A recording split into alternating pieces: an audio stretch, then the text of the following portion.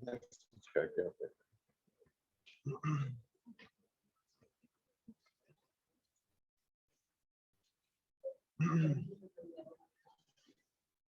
Okay चलेंगे।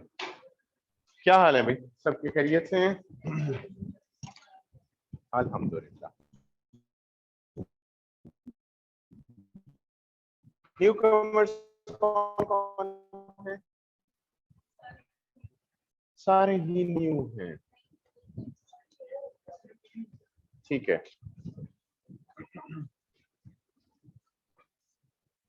आप में से किस किस ने anti-testing competitive exam in the case of CSS या पीएमएस? नो, बिल्कुल न्यू कमर, ठीक है। और ओल्ड में से? नहीं, क्लास तो ली गई है ना, first time recently graduate. Okay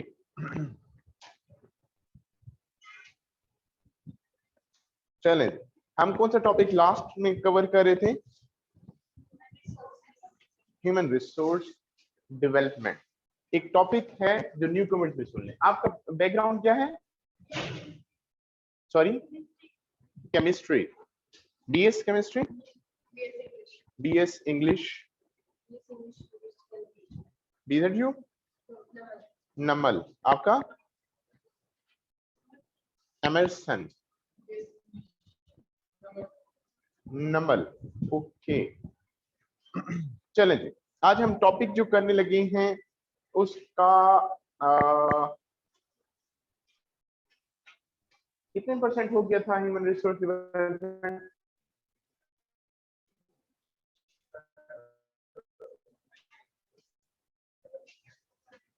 ठीक है, हमने इन्वायरमेंटल इंपैक्ट तक, इन्वायरमेंटल, ओके। चलें, आज हम गो थ्रू करेंगे जनरली। न्यू कमर्स के लिए भी याद रखिएगा, हम दोबारा एक दफा गो थ्रू करेंगे। जो जनरल पॉइंट्स हैं उनको एक दफा दोबारा लेकर चलेंगे। आप लोगों ने क्या करना है, पहली बात, जो ये लेक्चर हो चुका है वो कलेक्ट कर लेंगे। नेट से भी कलेक्ट कर सकते हैं, अपने कुलीग से भी कलेक्ट कर सकते हैं, जहां से भी आप लोगों ने डाटा कलेक्ट करना है। बाकी मैं जेनेरिक जर्नल व्यू आप लोगों को वो दे देता हूं जो लास्ट टॉपिक हुआ है, ठीक है। और उसके बाद से ऑन पर फिर बाकी चीजों को आप लोगों ने खुद हैंडल करना है। डन? जो चीज समझ नहीं आएगी फिर कंसल्ट भी कर सकते हैं, ओके। अच्छा, जो पहली चीज ये है, 2022 के पेपर में, रिसेंट जो पेपर हुए हैं उसमें एक टॉपिक था, right it down, human resource and economic sustainability. Human resource and economic sustainability.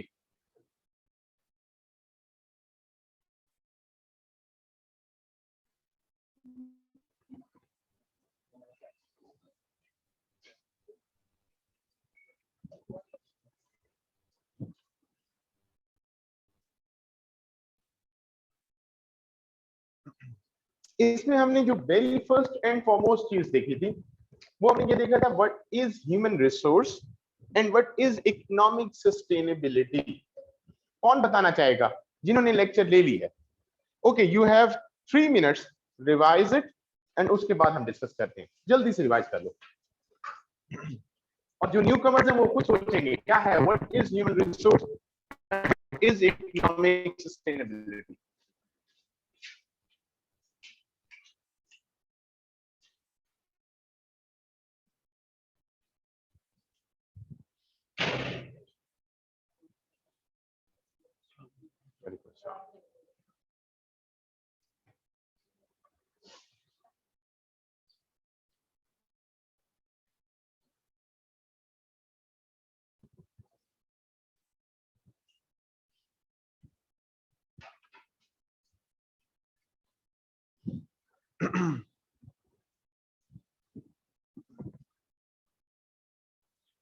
Make sure your mobile phone should be switched off. अपने दिमाग से सोचें। 16 years of education हासिल किया ना?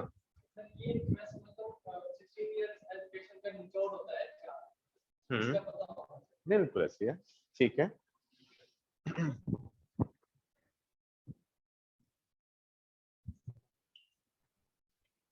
Wait on, wait on.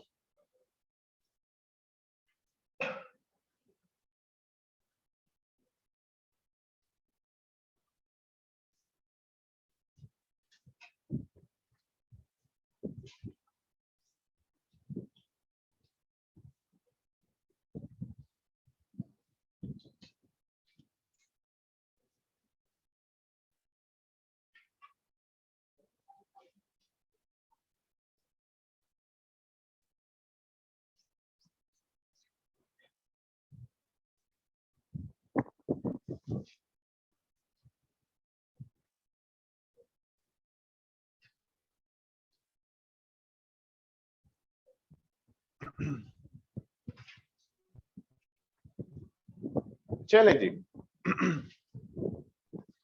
Who wants to elaborate what is human resource? Yes, please.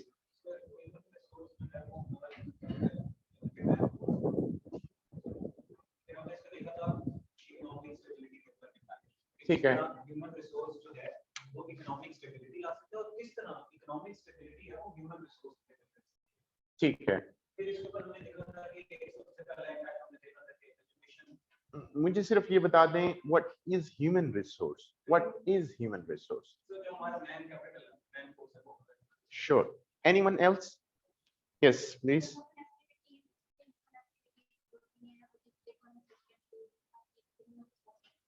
ठीक है.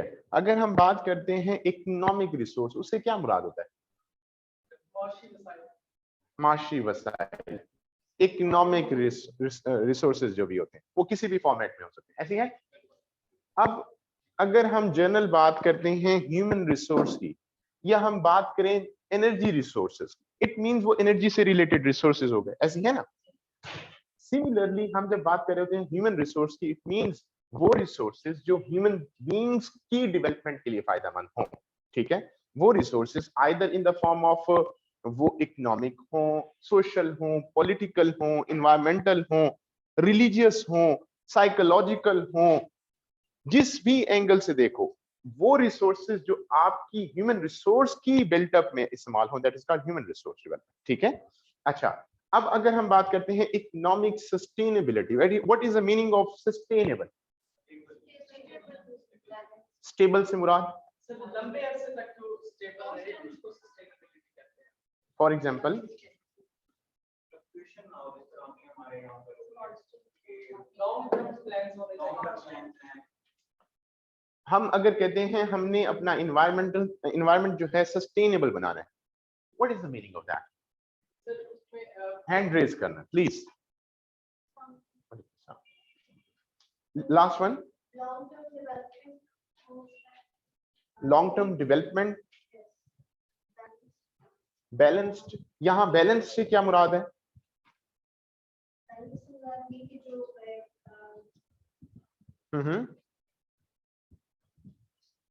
ठीक है.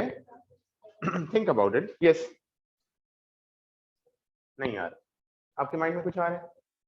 श्योर. Anyone else? जी. सर रिन्यूएबल रिसोर्सेज का इस्तेमाल हमें करना होगा जिसकी वजह से एनवायरनमेंट में सस्टेनेबिलिटी आ सकती है. मैं आपसे पूछ रहा हूं what is the meaning of sustainable? जो कि अपने आप को खुद ब खुद बरकरार रख सके, ऑटो पर चल सके, जिसको हम बेसिकली बात करें कि वो अपनी जो पावर है वो सेल्फ जनरेट करे, या उससे किसी को नुकसान ना हो, उससे किसी और के ऊपर इंपैक्ट ना हो, उसकी वजह से प्रोग्रेस ही हो, प्रॉस्पेरिटी ही हो. That is called sustainable environment. ठीक है. इसी तरह हाँ, अब हम इकोनॉमिक सस्टेनेबिलिटी की बात आ रहे हैं. ऐसा एनवायरनमेंट जिसके अंदर इकोनॉमिक एक्टिविटीज सस्टेनेबल हो, प्रोग्रेस हो, इकोनॉमिक प्रॉस्पेरिटी हो. एक ऐसा हेल्दी एनवायरनमेंट हो जहां आपके जो नंबर ऑफ रिसोर्सेज हैं वो बढ़े, जो कि इकोनॉमिक एक्टिविटीज को बिल्ट अप करें. डन. अब यहाँ जो सवाल आता है, very first and foremost, how, लिख लो जो न्यू कमर्स हैं वो मेंशन करें, हाउ इकोनॉमिक या how human resource development brings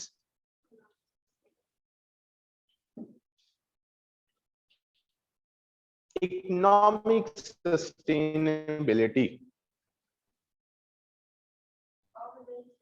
development brings economic sustainability.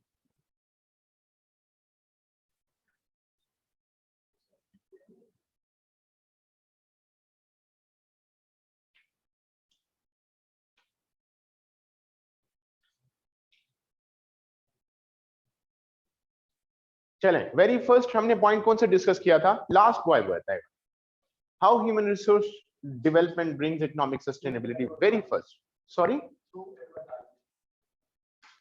सवाल पढ़ो एक दफा दोबारा, समझो क्या कह रहा है।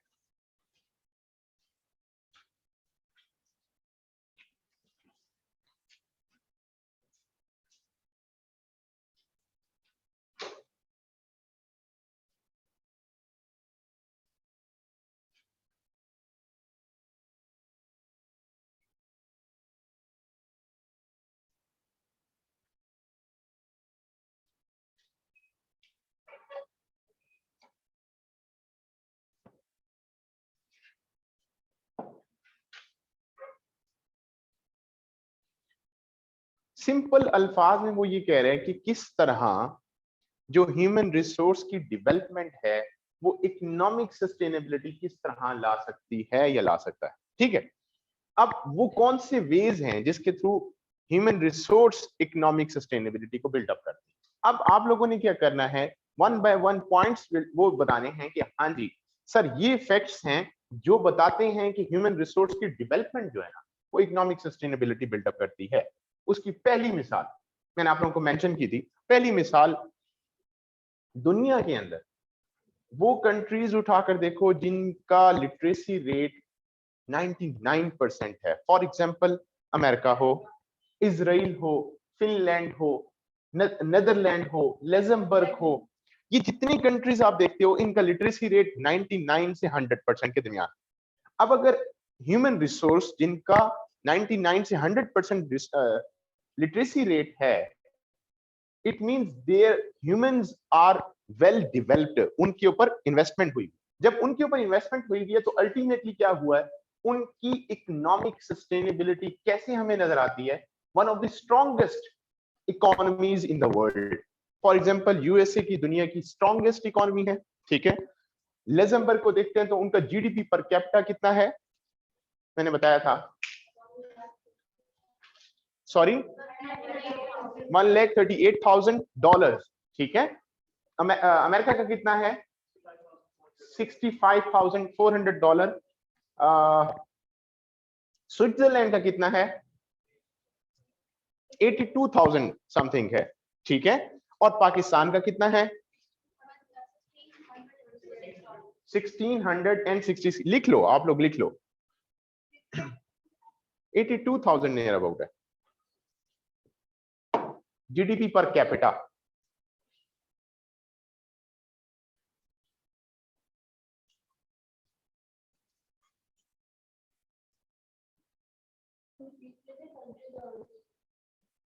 USA, Israel, Finland, Netherland, New Zealand, Denmark,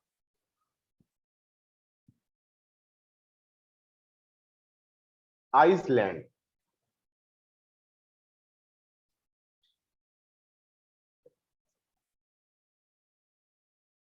okay, data net से देखोगे ना, डिफरेंट रिपोर्ट्स में डिफरेंट डेटा नजर आते हैं, लेकिन आप जनरली देखोगे तो ये वो कंट्रीज हैं जिनका मेजॉरिटी, जिनका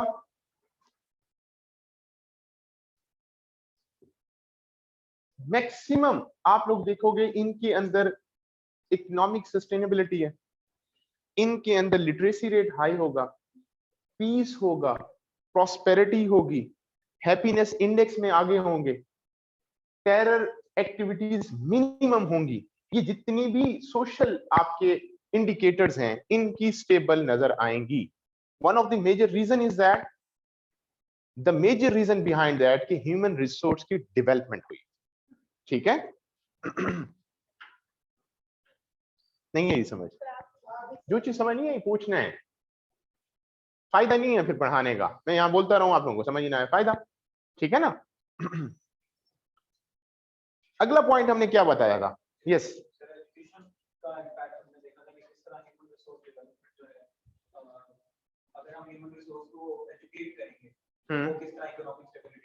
श्योर, एग्जाम्पल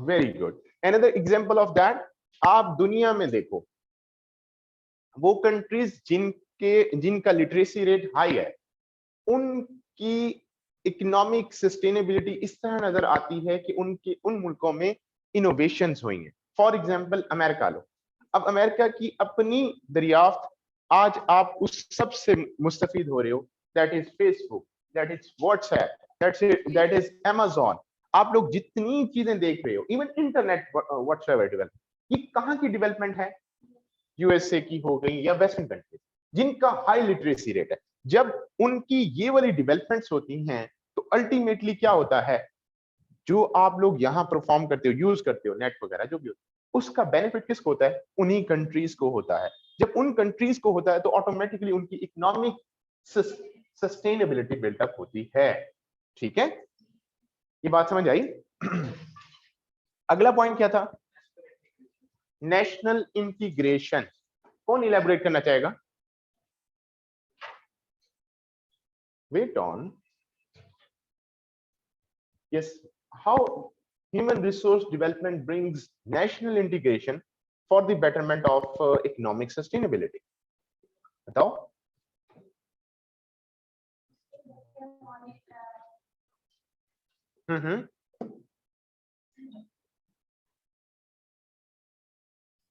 ठीक है,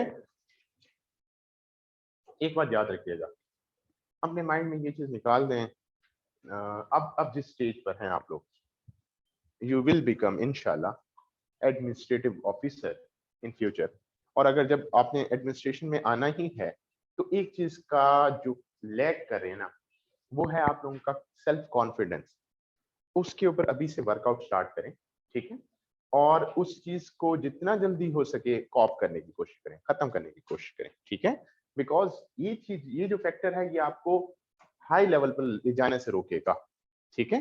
so you have to try again and again, नहीं आता कोशिश करो इलेबोरेट करने की। प्रॉब्लम यहाँ हो ये है, शीशे के सामने खड़े होकर बोलो, अपनी प्रेजेंटेशन स्किल्स को इंप्रूव करो, ठीक है। यस, एनी अदर वन, चलो हैंड कर लेते हैं, श्योर। तो आइडियोलॉजी भी जो होती है कंट्री में दूसरे में करे अपनी इंटीग्रेट उनको उनके सामने पेश की जाए, एक कंट्री जब दूसरी कंट्री के अंदर इन्वेट कर देती है तो वो भी तो प्रॉस्पेरिटी की तरफ जाती है ना, इसकी भी इकोनॉमी स्टेबल होती है ना, इन्वेट कर देती है, इंडिकेट पे भी आइडेंटिटीज वगैरह होती है डिफरेंट कंट्रीज की, अपना कल्चर अगर वो कर दे इंडिकेट किसी और कंट्री के अंदर, ठीक है। तो जैसे हम अमेरिका की बहुत सारी चीजों को अभी ड्रेसिंग से लेकर हर चीज को, अगर वो एक ब्रांड लॉन्च करते हैं अपने किसी कपड़ों का, हम लोग वो अब डेफिनेटली फॉलो करें, हम जीन्स शर्ट पहने तो उनको ही उनकी प्रॉस्पेरिटी, उसमें इकोनॉमी भी जो वो भी बढ़ेगी उनकी, यहाँ पर भी सेल आउट हो रहा है, हर जगह सेल आउट हो रहा है, बेसिकली उन्होंने अपना एक आइडिया जो है वो हर तरफ फैला दिया। वेरी गुड, यहाँ से आप लोग एनालाइज करो कि अगर मैं एक कंट्री की बात करूं, कंट्री तक बात करूं, हम कहते हैं कि एक कंट्री के अंदर लेट्स सपोज अमेरिका की मिसाल लो, 50 प्रोविंसेस हैं, अब हर प्रोविंस के अंदर डिफरेंट किस्म के लोग रहते हैं, डिफरेंट कल्चर्स हैं। अब लेट्स सपोज एक सूबे के एक प्रोविंस के लोग जनरेट करते हैं कॉटन, दूसरे प्रोविंस के लोगों के पास है इंडस्ट्रीज, और तीसरे प्रोविंस के पास है बहुत बड़ी मार्केट। तो अगर ये तीनों प्रोविंसेस कोलैबोरेट होकर एक दूसरे के साथ डाटा शेयर करेंगे तो एक बहुत अच्छे तरीके से वो इकोनॉमिक एक्टिविटीज को बिल्डअप करेंगे, पहली चीज, और वही इकोनॉमिक एक्टिविटीज क्या करेंगी, इकोनॉमिक सस्टेनेबिलिटी लाएंगी उसी एरिया में, पहली चीज। दूसरा फैक्टर आप देखो, ये है सोशल या integration at that country level. अगर हम इंटरनेशनल लेवल पर जाएं तो हमें सबसे बड़ी मिसाल किसकी मिलती है, यूरोपीय यूनियन,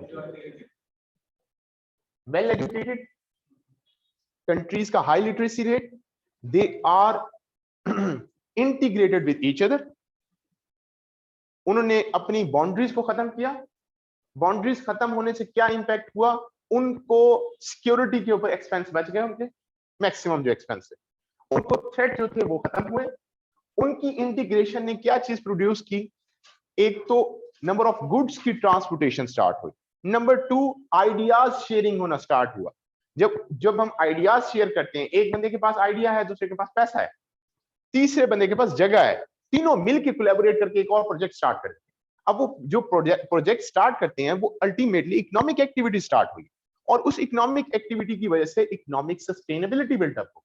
ठीक है, so the point is that जैसे जैसे हम इंटीग्रेट करते जाते हैं उस तरीके से इकोनॉमिक सस्टेनेबिलिटी बढ़ती चली जाती है। Why the European Union is the largest market in the world? Because they have strong integration among the almost 30 countries. 30 countries का आपस में इंटीग्रेशन है, one of the strongest economy in the world. इसके आप साथ देखो अफ्रीका, अब यहां अफ्रीका में आते हैं, ये Africa resources wise one of the richest continent है इन द वर्ल्ड। अनफॉर्चुनेटली यहां इंटीग्रेशन नहीं है। जब इंटीग्रेशन नहीं है तो one of the poorest countries यहां है, सोमालिया हो गया, सीरा लियोन हो गया, चड हो गया, कि जितने भी कंट्रीज हैं वो यहां आप लोगों को नजर आते हैं। ठीक है, फिर चूंकि इनके ऊपर ह्यूमन रिसोर्स की डेवलपमेंट नहीं हुई, अनफॉर्चुनेटली यहां इकोनॉमिक सस्टेनेबिलिटी नहीं है। ठीक है, ये हम रिवर्स केस देख रहे हैं।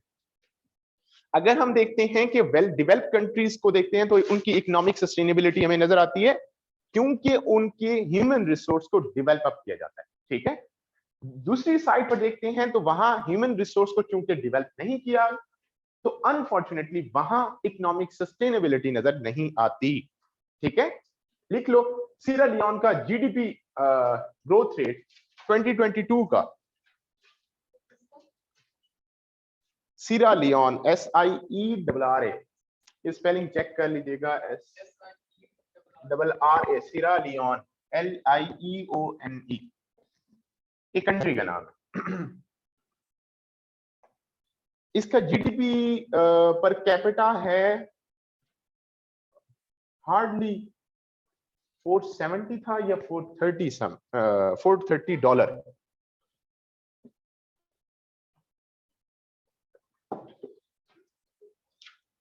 Just 430 dollar.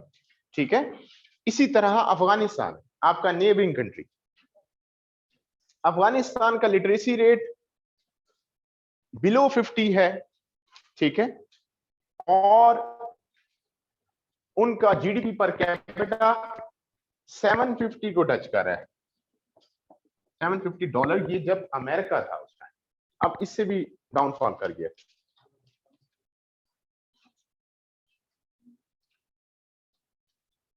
ठीक है,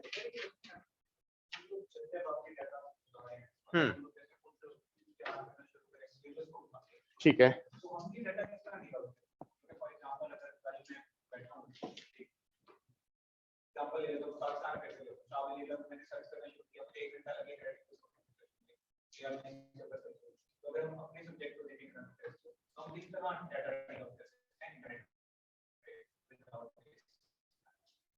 without wasting time, वेस्ट तो होता है टाइम, और एफर्ट लगाते हुए ये आप लोग अपने माइंड से भूल जाओ कि हमारा टाइम वेस्ट हो रहा है। जब आप एक एफर्ट लगा रहे होते हो, चाहे वो डायरेक्शन सही है या गलत है, बट आप सीख रहे होते हो। ठीक है, क्योंकि आप जो लर्निंग का प्रोसेस है ना, चाहे वो आप इनडायरेक्ट वेज में भी इनपुट अपनी दे रहे होते हो, वो भी आपको ये लेसन देता है कि भाई मेरे ऊपर टाइम वेस्ट ना करो, यहाँ जाओ। फिर आपको समझ आती है कि भाई कौन सी क्वालिटी है, कौन सी क्वांटिटी है। ठीक है, तो एवरीथिंग इज प्रोएक्टिव। वेबसाइट बता दो। पहली चीज याद रखो, जब भी आप लोगों ने सोर्सेज के बारे में देखना हो इंटरनेशनल, तो आप लोग कोशिश करो यूएन की जितनी भी रिपोर्ट्स होती हैं, यूएनडीपी की हो, यूएनएचसीआर की रिपोर्ट हो, आईपीसीसी की, लिख लो, यूएनडीपी की रिपोर्ट हो, यूएनएचसीआर की रिपोर्ट हो, आईपीसीसी की रिपोर्ट्स हो, यूएनएचसीआर, आईपीसीसी रिपोर्ट देता है, UNFCCC 3 times C.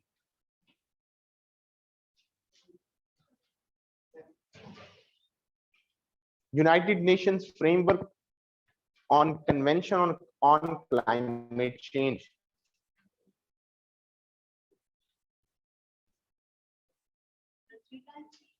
Three times C. United Nations Framework Convention on Climate Change. ठीक है, डन। इसके साथ एक और लिख लो, IMF की रिपोर्ट्स, वर्ल्ड बैंक की रिपोर्ट्स, एशियन डेवलपमेंट बैंक की रिपोर्ट,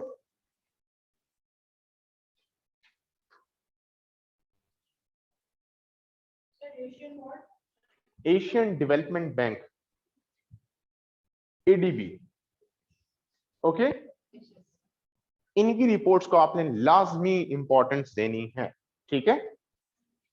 और तीसरा जो फैक्टर है वो आ जाता है ग्लोबल टेररिज्म इंडेक्स हो, ग्लोबल पीस इंडेक्स हो, ग्लोबल हैप्पीनेस इंडेक्स हो, ये जितने भी इंडेक्सेस होते हैं, ठीक है, वो आपने लाजमी देखे हैं। These are the renowned resources, okay?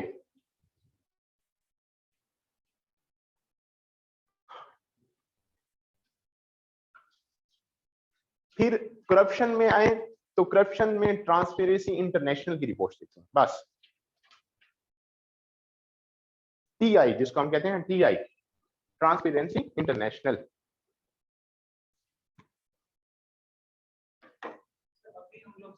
फिर hand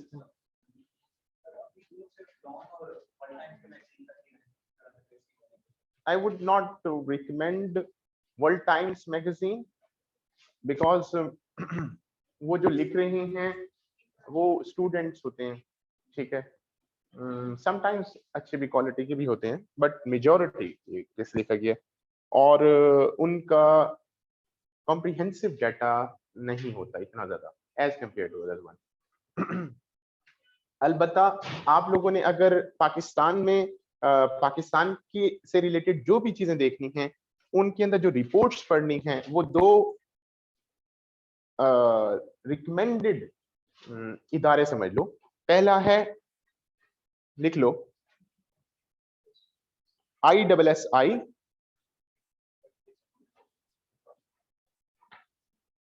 international strategic studies Islamabad, ISSI, और दूसरा है पिल डॉट।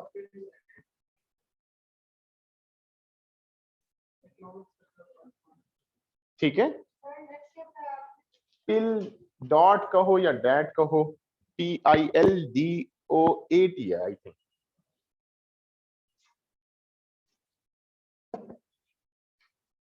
श्योर जी।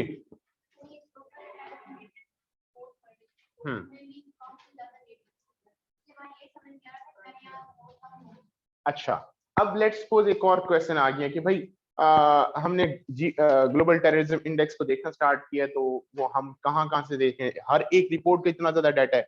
हमने बेसिक क्या करना होता है, वेरी फर्स्ट एंड फॉरमोस्ट ये करना होता है कि हमारे मुल्क से रिलेटेड क्या डाटा है। पहले अपनी रैंकिंग देखो, अगर ग्लोबल टेररिज्म इंडेक्स देखे हो तो पाकिस्तान की रैंकिंग कहां लाई करती है। ग्लोबल टेररिज्म इंडेक्स के मुताबिक 2022 में Pakistan lies on 5th position, ठीक है, 5th या 6th पे लाई करता था, ठीक है। अच्छा, अब मैंने ये देख लिया कि भाई पाकिस्तान की कहां लाइंग करता है। उसके बाद क्या देखना है, सेकंड मोस्ट इंपॉर्टेंट थिंग, अपने नेबरिंग कंट्रीज को देखो वो कहां लाई करते हैं। इनमें इन नेबरिंग कंट्रीज में कौन से most important, India and Afghanistan, क्योंकि इन दोनों का बॉर्डर हमारे साथ सबसे ज्यादा लगता है, ठीक है। फिर थर्ड नंबर पे देखें टॉप में कौन है, टॉप में 1 या 2 का पता होना चाहिए, जिसमें सबसे ज्यादा टेररिस्ट एक्टिविटीज होती हैं। सबसे इनसिक्योर कंट्री कौन सा है ग्लोबल टेररिज्म इंडेक्स के मुताबिक, दैट इज अफगानिस्तान, ठीक है। और मोस्ट पीसफुल कंट्री कौन सा है, ठीक है। दोनों का टॉप एक्सट्रीम लेवल देख लो। इस साइड से देखो तो टेरर टेररिज्म में सबसे इनसिक्योर कंट्री 146 नंबर पर अफगानिस्तान है, और दी मोस्ट सिक्योर्ड कंट्रीज में से एक कंट्री आपका आइदर न्यूजीलैंड है या आइसलैंड, हाँ आइसलैंड है, ठीक है। डेनमार्क, आयरलैंड, स्विट्जरलैंड, ये वो कंट्रीज हैं जो टॉप मोस्ट सिक्योर्ड कंट्रीज हैं, ठीक है।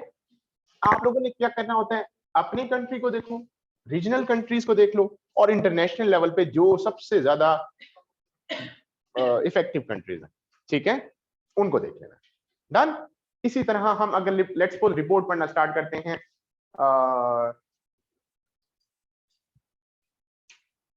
टीआई की रिपोर्ट पढ़ना, ट्रांसपेरेंसी इंटरनेशनल की, हमने फौरन एक चीज देखनी है कि पाकिस्तान कौन से नंबर पे लाई कर है, इंडिया कौन से नंबर पे लाई कर है, अफगानिस्तान कौन से नंबर पे लाई कर है, और हमारे साथ हमारे से जो सेपरेट हुआ है बांग्लादेश, वो कौन से कंट्री पर लाई कर है।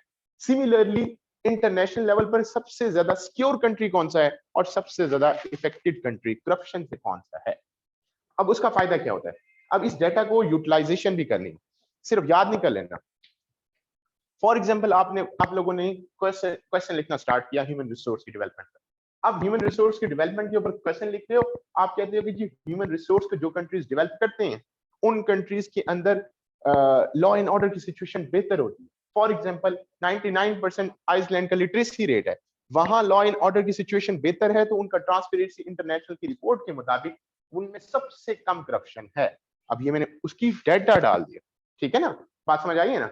इसी तरह मैं कहता हूं जनाब ह्यूमन रिसोर्स की डेवलपमेंट क्योंकि अफगानिस्तान जैसे कंट्री पर नहीं हुई, तो अल्टीमेटली वहां टेररिज्म सबसे ज्यादा है, वो टेरर स्टेट है, टेरर स्टेट होने की वजह से वहां को जाना नहीं पसंद करता, वहां फर्दर ह्यूमन रिसोर्स को सबोटाज किया जा रहा है। बात समझ आ रही है ना। Utilization of data is another art, ठीक है। बचपन से आप लोग जो चीज देख रहे हो, ऑब्जर्व कर रहे हो, जो चीज पढ़ रहे हो, जो कुछ भी कर रहे हो, टीवी देख रहे हो, that is non institutionalised education. आप सोशल मीडिया यूज कर रहे हो, जो मर्जी कर रहे हो, आप लोग लर्न कर रहे होते हो, और वो जो लर्निंग है ना वो हमारे माइंड में बैठती होती है।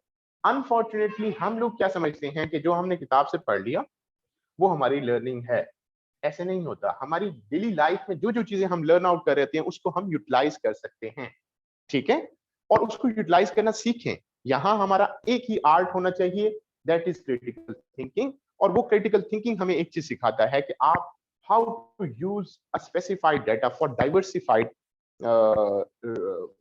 questions या for diversified avenues के लिए, ठीक है। लिमिटेड डाटा को हम कैसे कैसे हर जगह इस्तेमाल करें, ठीक है, बात समझ आ गई। That is called smart work somehow, ठीक है। अब आप लोग फॉर एग्जांपल पहले पूरी रिपोर्ट पढ़ो और फिर जाकर उसके अंदर से 10,000 पॉइंट निकालो, इलॉजिकल बात है। टाइम सेव करो, क्वालिटी पढ़ो और उस क्वालिटी को याद करना सीखो, बस। ओके, अगला पॉइंट हो जल्दी से, फिर हम आगे चलें। और एक मिनट, यस, नेक्स्ट पॉइंट क्या था हमने पढ़ा था दूसरे रजिस्टर में। ओह माय गॉड, अपना नुकसान कर रहे हो, मैं तो कुछ नहीं करूंगा। यस, पॉइंट, नेक्स्ट पॉइंट, हमने नेक्स्ट क्या पॉइंट बात की थी, एनवायरमेंटल से पहले एक और बात की थी, सोशल पे तो हो गया, और डिफेंस। यहां देखो एक और फैक्टर,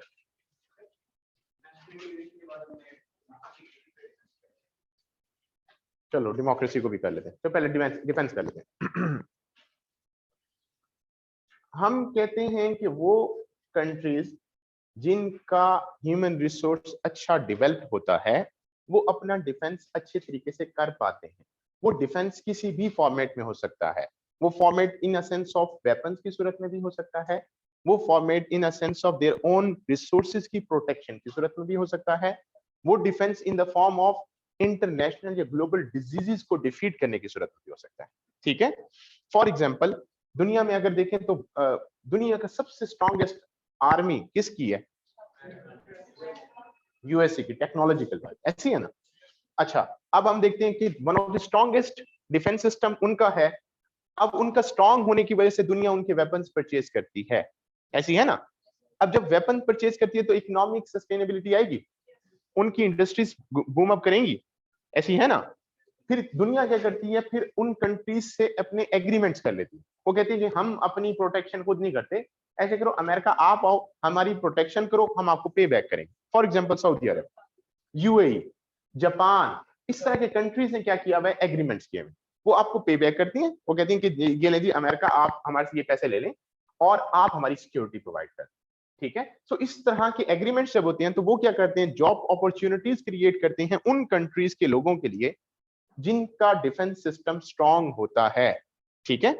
इसी तरह उनके लिए और job opportunities in the form of manufacturing आ जाती हैं, in the form of innovation आ जाती हैं। ये जितनी भी अपॉर्चुनिटी जनरेट होती हैं ये उस डिफेंस की सूरत में जनरेट होती हैं।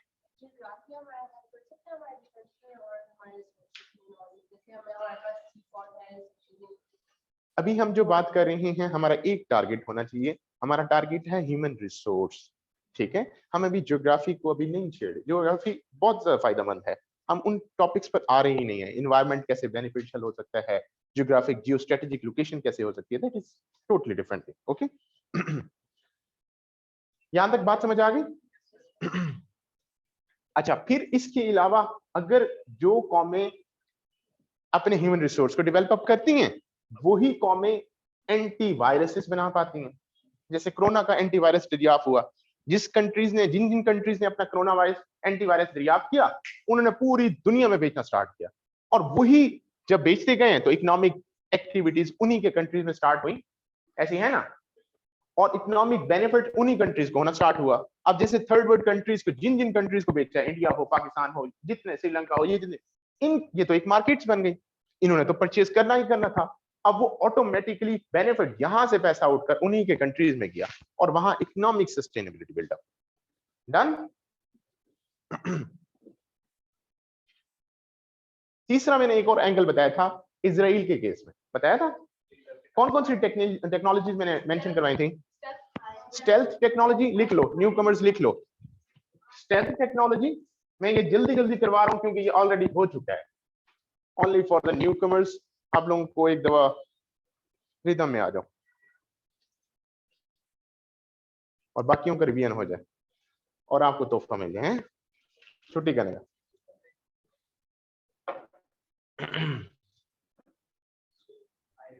यहां तक समझ क्या था?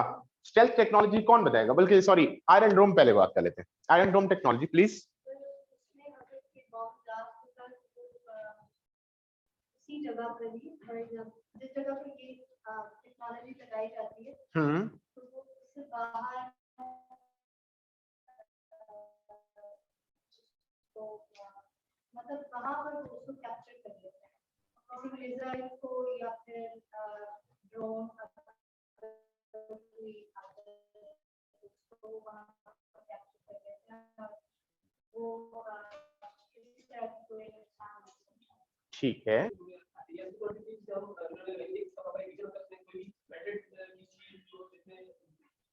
प्लास्टिक मटेरियल होगा वो उसको डिटेक्ट करेगा और उसको भी ब्लास्ट कर देगा अपने डिजाइन के लिए। मतलब उनके पास अपना इस तरह का सिस्टम होता है कि वो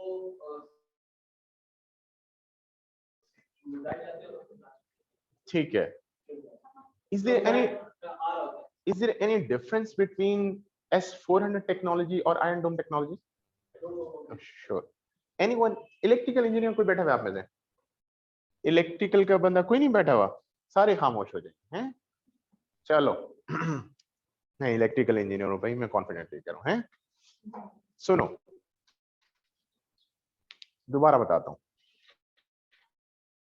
हम क्या करते हैं, iron dome technology for example, हमने ये टेक्नोलॉजी इस शेप में है, मैंने इसका पूरे एरिया में, एक लिमिटेड एरिया में स्प्रेड कर दिया। अब जैसे ही कोई मिसाइल इस एरिया में एंटर होता है, पहला इसका टारगेट ये होता है कि उसको इलेक्ट्रोमैग्नेटिकली उसके सिस्टम को हेल्ड कर दे और वो मिसाइल एज इट इज आकर नीचे गिर जाता है, ठीक है, और वो ब्लास्ट नहीं करता, पहला टारगेट। अगर आउट ऑफ द रेंज हो जाए या आउट ऑफ कमांड से बाहर हो, तो फिर एयर टू एयर स्ट्राइक, यहां से मिसाइल एक और लॉन्च होता है और वो एयर टू एयर स्ट्राइक करके उसी मिसाइल को हवा में खत्म कर देता है, ठीक है। ये दो फंक्शन उसके पास ऑलरेडी होते हैं। अब ये टेक्नोलॉजी 2004 में या 2008 में इजराइल ने इंट्रोड्यूस करवाई दुनिया में, आयरन डोम टेक्नोलॉजी, ठीक है। 2004 या 2008 है, ये कंफर्म कर लीजिएगा। जब ये टेक्नोलॉजी इंट्रोड्यूस करवाई और दुनिया ने इसका रियल एग्जांपल देखी, जब गजा से मिसाइल लॉन्च होता था और वो मिसाइल जाकर यरूशलेम में, तल अवीव में या जिस भी सिटी में जाकर गिरता था और वो मिसाइल उठाकर दुनिया को दिखाते थे, ये देख, ये मिसाइल वहां से लॉन्च हुए और ये इन्होंने अटैक किए, अब हम इनके ऊपर बम्बारमेंट करें। वो एक मिसाइल मारते तो यहाँ से 10 मिसाइल जाते, ठीक है, और वहां उनके पास बेचारों के पास टेक्नोलॉजी नहीं होती थी, तो अल्टीमेटली वो सफर करते हैं, ठीक है। इसी तरह स्टेल्थ टेक्नोलॉजी की हमने बात की थी, कौन बताएगा? नहीं, ये stealth technology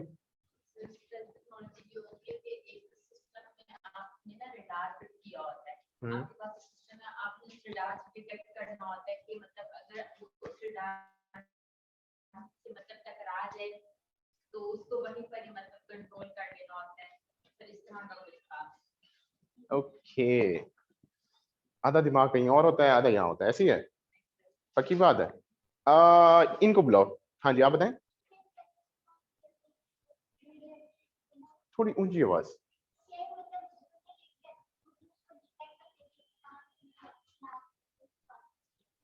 O my god, last one आपने लिए? What is stealth technology? Last boy. No sir, क्या मतलब क्या? टेक्नोलॉजी नहीं है।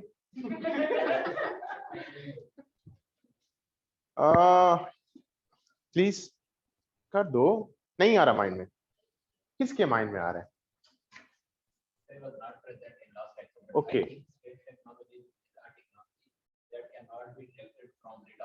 ओके,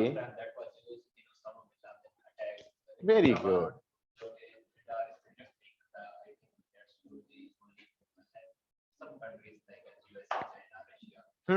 वेरी गुड, यही बात है।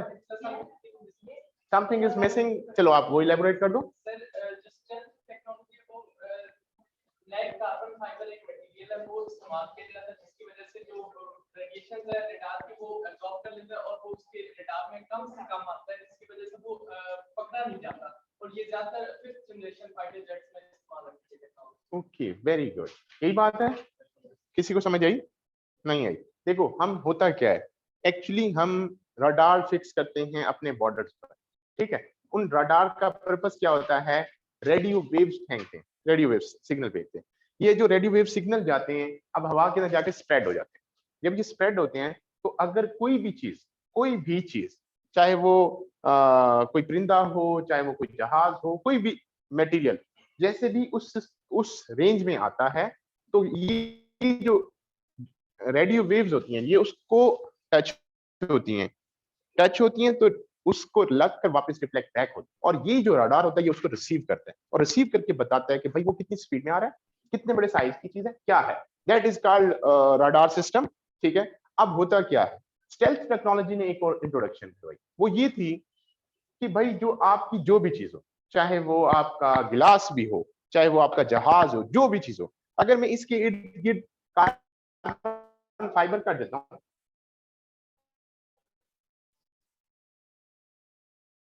और इसको मैं हवा में फेंकता हूँ,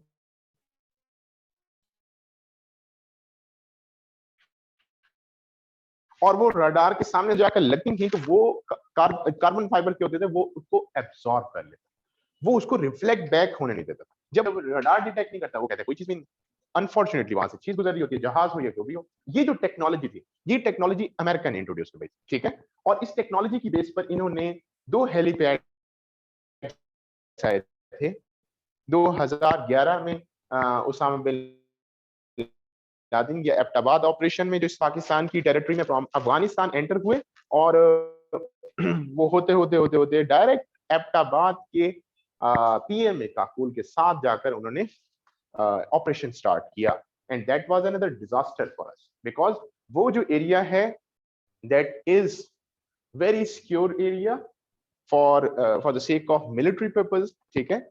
और वहां हमारी आर्मी ऑफिसर्स की ट्रेनिंग होती है और बहुत कुछ है, वगैरह भी और सब कुछ है।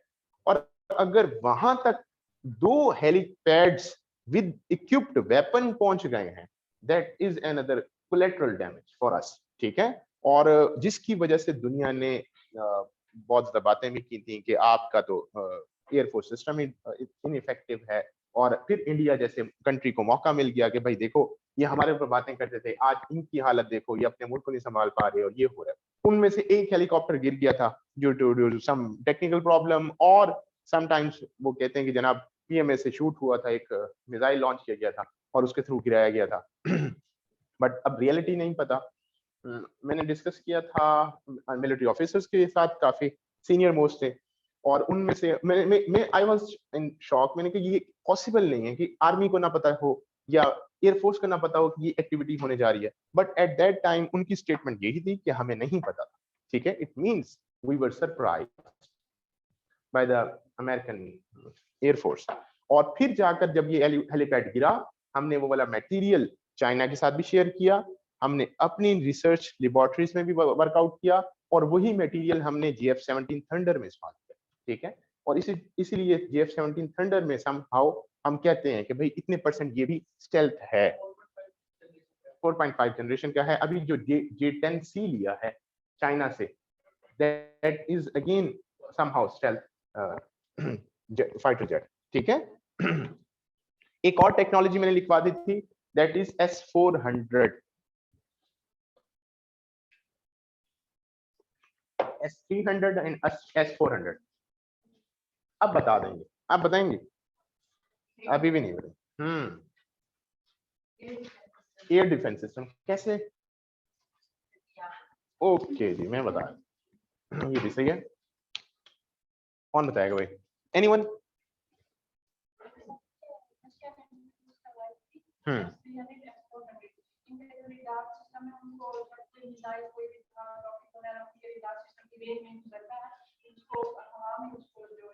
एयर टू एयर स्ट्राइक करते हैं और वहां डिस्ट्रॉय करते हैं, ठीक है। ऑटोमेटिक मिसाइल सिस्टम है। लेट्स सपोज ये बाउंड्री है, हमने एक मिसाइल यहाँ सेट कर दिया, एक उधर सेट कर दिया, एक उधर सेट कर दिया, एक उधर। अब हमने कोई बंदा के अंदर कुछ नहीं बिठाया, हमने सिर्फ रडार सेट किया, और रडार का काम ये था डिटेक्ट करे कोई एक्टिविटी एयर में होती तो नहीं है। अगर कोई मिसाइल वगैरह एंटर होता है तो वो ऑटोमेटिकली वहां से मिसाइल लॉन्च होगा और उसको वहीं एयर टू एयर स्ट्राइक करके डिस्ट्रॉय कर देगा। अब ये टेक्नोलॉजी जिन जिन कंट्रीज के पास है, दूसरी कंट्रीज चाहते हैं कि हम इनसे टेक्नोलॉजी लें, ठीक है। फॉर एग्जांपल 2021 में, दिसंबर 2021 में व्लादिमीर पुतिन जो प्रेसिडेंट ऑफ रशिया है, ही विजिटेड इंडिया, और India purchased S-400 technology in billions of dollars, ठीक है। 13 बिलियन 30 बिलियन मैंने बताया था डिफेंस पैक्ट का, डिफेंस एग्रीमेंट हुआ था टोटल, ठीक है। अब ये पता नहीं है उसके अंदर कितने परसेंट शेयर है S-400 टेक्नोलॉजी का, बट ओवरऑल जो मिलिट्री एग्रीमेंट था, defence agreement, that was 30 billion, ठीक है। इसी तरह स्टेल्थ टेक्नोलॉजी भी बहुत सारे कंट्रीज परचेज कर रहे हैं, आयरन डोम टेक्नोलॉजी भी बहुत सारे कंट्रीज परचेज कर रहे हैं। तो उससे क्या होता है, इकोनॉमिक सस्टेनेबिलिटी बिल्टअप होती है। डन? अभी तक कोई कंफ्यूजन है तो? कुछ भी नहीं समझ आया? ओके,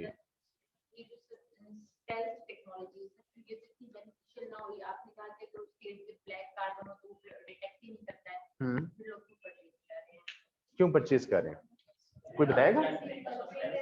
देखो, अगर मैं डिटेक्ट ही नहीं कर पाता, मतलब मेरा रडार सिस्टम उस जहाज को ही नहीं डिटेक्ट कर पाता जो जहाज मेरे एरिया में एंटर हो रहा है, तो मैं तो बहुत अच्छी तरीके से अपने एनिमी को जाकर डिफीट कर सकता हूँ। देखो, आपने इस घर की प्रोटेक्शन की हुई है, आपने डिफरेंट रडार्स लगाए हुए हैं, और लेट्स सपोज कोई थर्ड पर्सन आपको नुकसान पहुंचाना चाहता है, वो स्टेल्थ टेक्नोलॉजी इस्तेमाल करता है और आपको पता भी नहीं चलता, आपके न्यूक्लियर पॉइंट्स पर जाकर अटैक कर देता है, ठीक है ना। दैट इज द बेनिफिशियल, ठीक है। और सर मैंने सुना है कि अब ऐसी टेक्नोलॉजी भी आ गई है जो स्टेल्थ फाइटर जेट्स को भी डिटेक्ट कर सकती है। हाँ, काउंटर तो आता है, हमेशा आता है और आया होगा। अब मुझे नहीं पता उसमें कौन सी टेक्नोलॉजी किसने बिल्डअप की है, बट हो सकता है, ठीक है। और एनीवन, कोई कंफ्यूजन नहीं। चलो नेक्स्ट पॉइंट पर आओ, डेमोक्रेसी।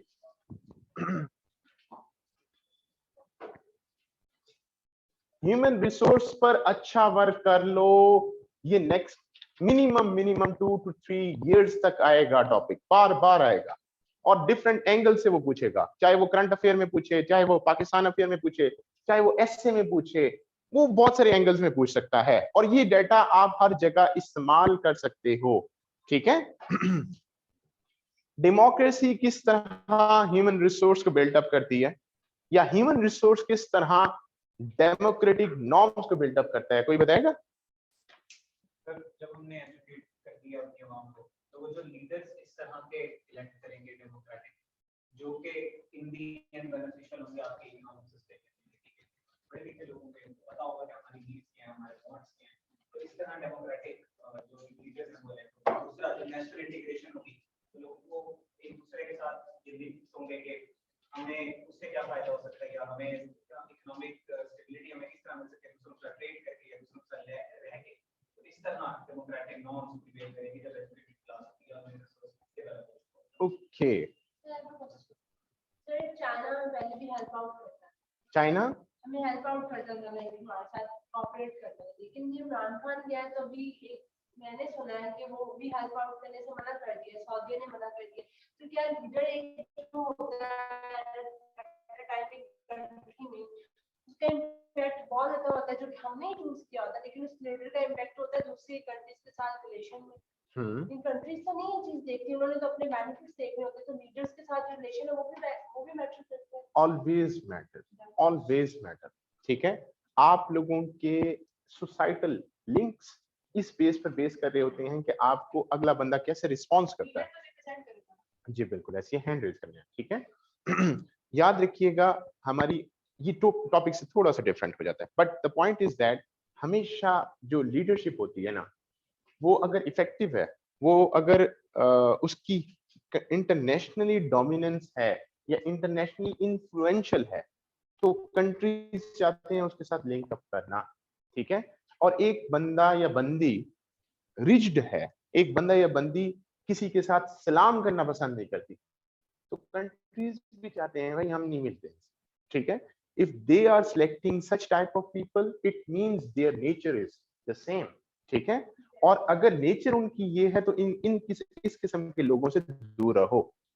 एक इंटरव्यू में इमरान खान का सुन रहा था इंटरव्यू कि भाई जब कोई लीडर किसी भी कंट्री का किसी और कंट्री को विजिट कर रहा होता है, तो जिस कंट्री को ये विजिट कर रहे होते हैं, तो उसके वजीर आजम हो या प्रेसिडेंट हो या जो भी सीनियर मोस्ट होते हैं, उनको प्रॉपर्ली गाइड किया जाता है कि इसका बैकग्राउंड क्या है, कहां से ये पढ़ा हुआ है, इसका फैमिली स्ट्रक्चर क्या है, ये करप्ट है या नहीं है, इसकी क्या क्या नॉर्म्स हैं, क्या क्या वैल्यूज ये रखता है, हैबिट्स क्या हैं, ये सब पूरी एक प्रेजेंटेशन होती है और फिर उस बंदे से मिलवाया जाता है। अब आप खुद बताओ कि अगर फॉर एग्जांपल कोई एक लीडर है, मैं नाम नहीं लेता कि कोई लीडर, अगर वो करप्ट है और पता है कि वो करप्शन की बेसिस पर बहुत अरसे से सरवाइव कर रहा है, तो इट मींस दैट, और अगर उसको लोग दोबारा सिलेक्ट करते हैं, even they know about the corruption or they know about the such type of thing, it means corruption उनकी कौम में कॉमन है,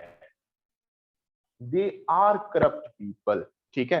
अगर उनका लीडर झूठ बोलता है और लीडर इस तरह की एक्टिविटीज करता है, तो it means their people always speak to tell a lie, ठीक है, डिफरेंट टाइप। ये याद रखिएगा, जो हमारे लीडर्स कर रहे होते हैं ना, वो भी हम में से, बाहर से नहीं आए, वो एक्टिविटीज वही कर रहे होते हैं जो हम लोग चाह रहे होते हैं और इवन हमारी नॉर्म्स बन चुकी होती है, तो हमेशा लिंक भी उसी टाइम और उसी हिसाब से बनते हैं, ठीक है। आ जाओ वापस डेमोक्रेसी पर। हमने अभी बात की पढ़ी लिखी कौमें या ना भी पढ़ी लिखी, हम ये कहते हैं कि जिनको अवेयरनेस है अपने रिसोर्सेज की, अपने राइट्स की, वो जो वेल अवेयर्ड कौमें हैं, वो अपने रिसोर्सेज या अपने फंडामेंटल राइट्स लेना जानती हैं, और जब वो अपने फंडामेंटल राइट्स लेती हैं तो ऑटोमेटिकली इक्वालिटी जनरेट होती है, और वो जो इक्वालिटी है वो हेल्प करती है सबको प्रोग्रेस करने में, ठीक है। मेरे पास लेट्स सपोज यहाँ एक चीनी का गट्टू है और वो मैंने सबको इक्विटेबल डिस्ट्रीब्यूशन की है। अब किसी के दिल में ये बात नहीं है कि सर ने किसी को ज्यादा दिया किसको कम दिया, जब सबके पास वो चीज पहुंच जाएगी ना, तो ऑटोमेटिकली हर बंदा अपनी बुनियाद पर उसको खर्च करेगा और अपनी बेसिस पर उसको यूटिलाइज करेगा for the sake of their own progress. जब वो अपनी बेसिस पर यूटिलाइज करेगा, प्रोग्रेस करेगा, अल्टीमेटली पूरे सब लोग तरक्की करेंगे, ठीक है ना। और अगर किसी के माइंड में या एक बंदे को या दो बंदों को मैंने ज्यादा दे दिया, बाकी सबके दिल में आएगा कि सर ने इसको ज्यादा दिया, इसको क्यों ज्यादा दिया, एक तो हेट्रेड जनरेट होगा, ठीक है। वो जो हेट्रेड है वो अल्टीमेटली लेकर जाएगा आप लोगों को एक्सट्रीम आइडियाज की तरफ, जो जिसको हम कहते हैं एक्सट्रीमिज्म, ठीक है। और एक्सट्रीमिज्म की तरफ ले जाते हैं। वो जो एक्सट्रीमिज्म है ना, वो अल्टीमेटली क्या करता है, एक दफा बेयर किया, अगली दफा बेयर किया, तीसरी दफा बेयर किया और चौथी दफा कहना भाई आप साइड पे हो, हम आपके साथ नहीं जा सकते, ऐसी है ना। जब ये सिचुएशन बनती है तो कंट्री के अंदर सेपरेटिस्ट मूवमेंट स्टार्ट हो जाती है, ठीक है। जैसे आप लोगों की सबसे बड़ी मिसाल बांग्लादेश की, 1971 में हमारे से सेपरेट हुए, उनका एक ही नारा था, उनका कोई और नारा नहीं था, उनका एक नारा कॉमन था कि भाई हमारे फंडामेंटल राइट्स हमें नहीं मिल रही, हमारे साथ इक्वलिटी नहीं हो रही, ठीक है। और जिसकी वजह से उन्होंने कहा हम साइड पर होते हैं, ठीक है ना जी। अब क्या बात, हमारे पाकिस्तान में डेमोक्रेसी सर, वो कहते हैं डेमोक्रेसी है, लेकिन डेमोक्रेसी है तो पूरे झूठ वो नहीं किए जाते, जो लोगों की हक है उनको नहीं मिलते, आप जिस तरह पंजाब में और बाकी जगहों में मिलते, वो फिर किसान क्यों कहते हैं कि डेमोक्रेसी है? डेमोक्रेसी है या नहीं है? नहीं है, प्रॉपर मुकम्मल नहीं है सर। मुकम्मल कैसे होगी? हमारे लीडर ठीक है, तो अब क्या करें, वाइट से मुंह वाले लीडर, ठीक हो, हम कैसे सही हो? मुझे आप एक बात बताओ, मैं आपको कहता हूँ आज से आपने 6 बजे सुबह उठना है, उठ जाओगे?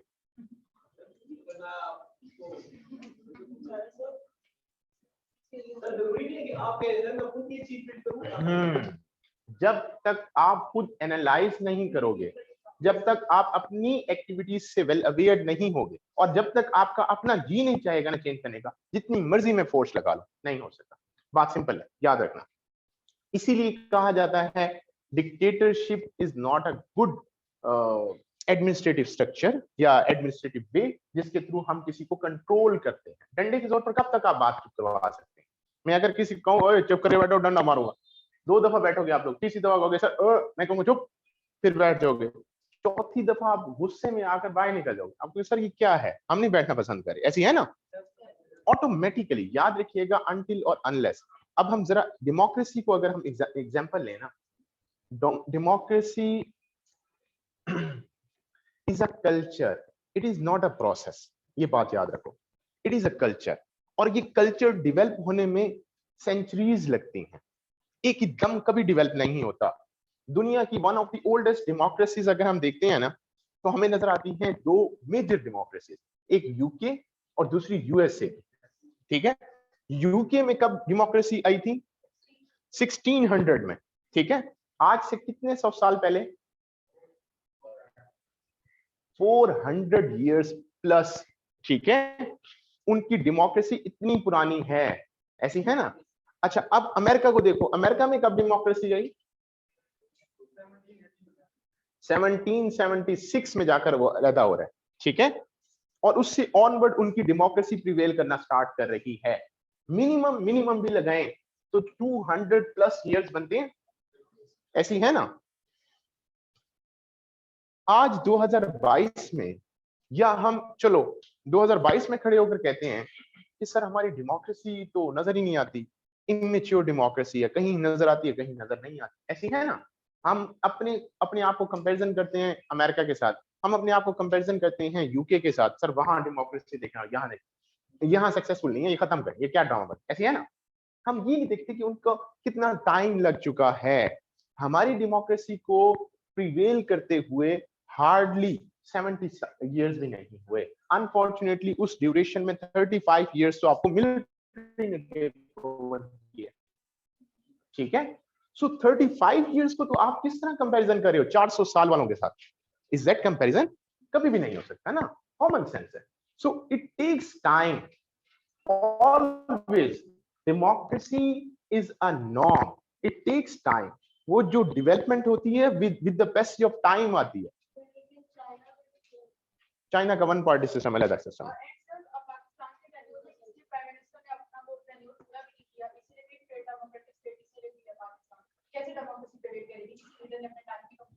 अब आगे हम अगर हम डेमोक्रेसी पर डिस्कस करना तो फिर सारा टॉपिक इस पे कर लेते हैं। फिर इसको हम डिस्कस करेंगे, डेमोक्रेसी को प्रॉपरली करेंगे। डेमोक्रेसी, थियोक्रेसी, क्लिप्टोक्रेसी, आपकी ये जो है डिक्टेटरशिप क्या होती है, खिलाफत का भी टच अगर हो सका तो वो भी दे दूंगा। ये सब कुछ हम एक दफा डिस्कस करेंगे, एक टॉपिक, ठीक है ना। अभी तक यहाँ ये बात समझ लो, अगर ह्यूमन बीइंग्स वेल अवेयर होंगे अपनी फंडामेंटल राइट्स के हवाले से, तो ऑटोमेटिकली सब लोग वेल अवेयर होंगे और वो अपने आप को इक्विटेबल बनाएंगे, वो अपने आप को ऑटोनोमस बनाएंगे, वो अपने आप को इक्वल टू द जस्टिस बनाएंगे, ठीक है, इन फ्रंट ऑफ जस्टिस। और उससे क्या होगा, इक्वालिटी क्रिएट होगी, पीस बिल्डअप होगा। पीस बिल्डअप होगा, आपस में इंटीग्रेशन बढ़ेगी, लोग डिबेट करेंगे, डिस्कशन करेंगे, अपने प्रॉब्लम्स को खुद सॉल्व करने की कोशिश करेंगे। और जब वो अपने प्रॉब्लम सॉल्व करेंगे तो ऑटोमेटिकली आपके मुल्क के अंदर इकोनॉमिक प्रॉस्पेरिटी बिल्डअप होगी, है ना ऐसे।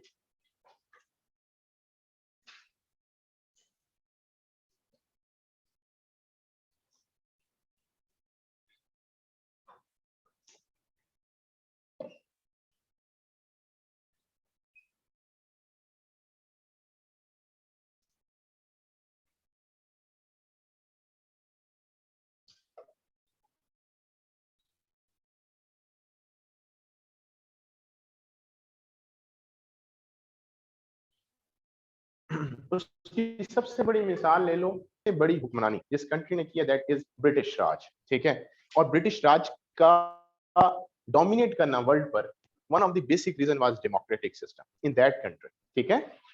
आई वुड हाईली रिकमेंड, एक मैंने आप लोगों को बुक रिकमेंड की थी, व्हाई नेशंस फेल, पढ़ी है?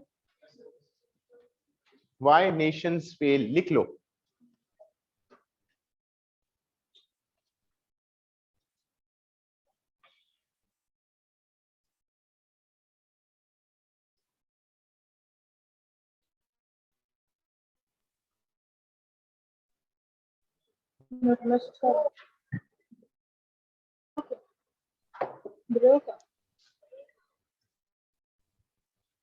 Why nations fail, ठीक है। जेम्स ए रॉबिन्सन की है, ये आप लोग जाकर किसी भी बुक सेंटर से ले सकते हैं, बुक्स एंड बुक्स के पास भी है, हर जगह। बट इसको हम यूके की एग्जांपल लें तो हमें नजर आता है दुनिया पर डोमिनेट करता रहा, हमारे ऊपर भी डोमिनेट करता रहा ब्रिटिश में, ठीक है। अमेरिका की एग्जांपल लो, रिसेंट टाइम्स में भी डोमिनेट कर रहा है दुनिया में, ऐसी है ना। इसी के साथ साथ हमारे साथ वाला कंट्री इंडिया हमारे साथ ही आजाद हुआ है, ऐसी है ना। 47 में दोनों आजाद हो रहे हैं, बट वहां डेमोक्रेसी डिक्टेटरशिप नहीं लगी, डिक्टेटरशिप नहीं आई। जब डिक्टेटरशिप नहीं आई तो वहां डेमोक्रेटिक नॉर्म्स ज्यादा स्ट्रांग हैं एज कंपेयर टू पाकिस्तान, वहां डेमोक्रेटिक वैल्यूज ज्यादा स्ट्रांग हैं एज कंपेयर टू पाकिस्तान। उसकी सबसे बड़ी मिसाल आपको मैं देता हूं, दुबई में मेरे बड़े भाई जो होते हैं, उनके अपने बिजनेस है, वो कहते हैं कि जब हम किसी भी फर्म में जाते थे ना पहले जॉब के लिए, वो हमें नहीं रखते थे, मुसलमान होने के बावजूद हमें नहीं रखते थे। जब भी कहते थे वो प्रेफर देते थे इंडियंस को। अच्छा, अब भाई कहते हैं कि जब मैंने अपना बिजनेस स्टार्ट किया, अब बिजनेस में जब हम देखते हैं तो आप चेक करो, पाकिस्तानी वो हैं जो आपको फ्रॉड में आगे नजर आएंगे, जो आपको डॉज करने में आगे नजर आएंगे, ये क्या है। अच्छा, फिर इंडियंस उसी के साथ उसी साइज के, मतलब आपकी उनकी भी economic condition as it is है, ये नहीं कि उनकी इकोनॉमिक कंडीशन बहुत स्ट्रांग हो गई है या वो है। एक ही कंपैरिजन के, वो भी मुसलमान ये भी मुसलमान, या वो हिंदू ये मुसलमान, जब एक्टिविटी कोई बिल्डअप करते हैं या कोई परफॉर्म करने लगते हैं तो वो अपनी एक्टिविटीज अपनी फुल पोटेंशियल से पुट करते हैं। हम लोग क्या करते हैं, हाफ हार्टेड ले लेते हैं। ये जो नॉर्म्स है ना, ये बिल्टअप कब होती हैं, जब आपकी डेमोक्रेटिक वैल्यूज बिल्टअप होती है, ठीक है। और उसका इफेक्ट ये होता है कि कंट्रीज, दुनिया के लोग आपको पसंद करते हैं, ठीक है। जब आपकी वैल्यूज को लाइक करना स्टार्ट कर देते हैं ना, तो आपकी जॉब अपॉर्चुनिटीज बिल्टअप होना स्टार्ट हो जाती हैं। उसकी सबसे बड़ी मिसाल डोनाल्ड ट्रंप जब इलेक्शन कैंपेन कर रहे थे अमेरिका में, उसने स्पेशल विजिट किया इंडिया का, और इंडिया में आकर उसने ऐलान किया कि मैं आपको 50,000 जॉब दूंगा, ठीक है, इंडियंस को अमेरिका में। What is that? 50,000 जॉब का मतलब 50,000 फैमिलीज, और वो जो 50,000 फैमिलीज हैं उनके साथ फैमिली मेंबर्स भी जाएंगे, उनके साथ कितनी फैमिलीज अटैच होंगी, कितना रिसोर्स आएगा इंडिया के पास। That is something else. इन चीजों को हम इग्नोर कर देते हैं, ठीक है। अभी रिसेंटली एक एग्रीमेंट हुआ है किसका, यूएई वर्सेस इंडिया, सीपा, लिख लो, 2022 में।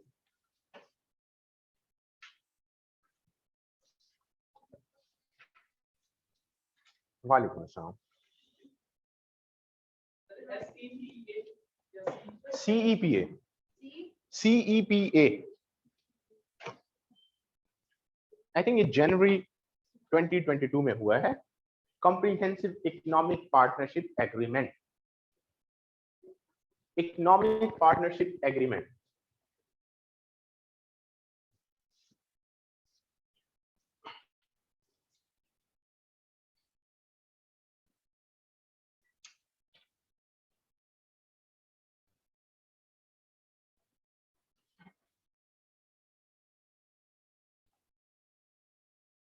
अजान हो रही है?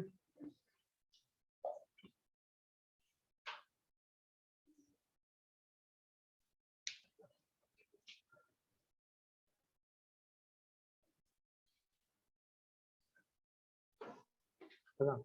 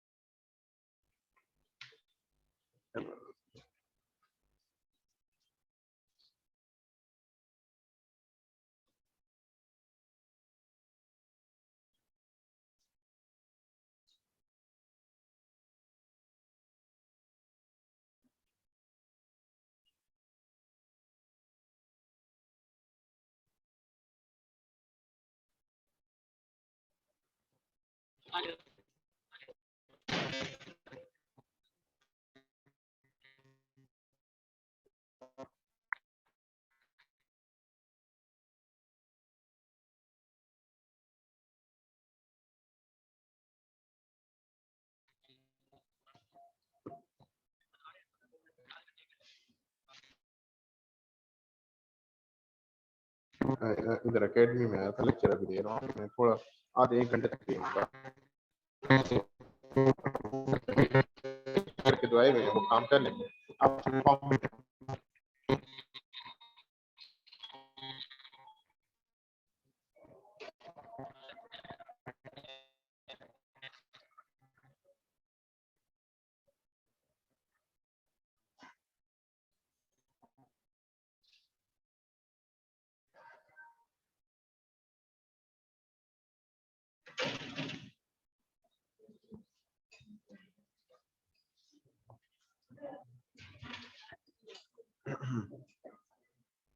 ला इलाहा इल्लल्लाह मुहम्मद रसूल।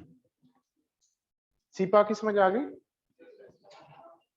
देखा सीपा का कब हुआ था एग्रीमेंट? नेक्स्ट देख लिया करो ना जल्दी से, कौन सी डेट है, कंफर्म डेट लिख लिया करो।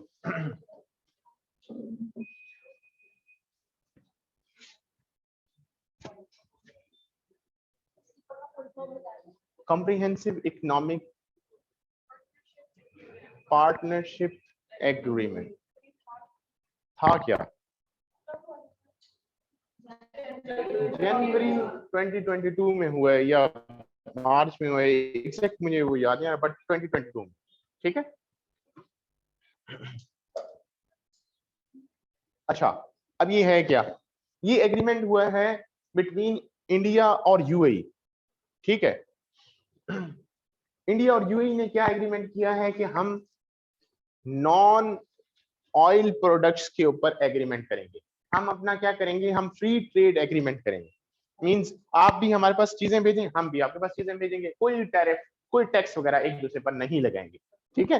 That is another opportunity. जब आपके पास, आपको पता हो कि लेट्स सपोज मैं यहाँ से चीज उठाकर सिंध में जाकर बेच सकता हूँ फ्री ऑफ कॉस्ट, तो आप लोग अपनी चीजों को ज्यादा बेचेंगे।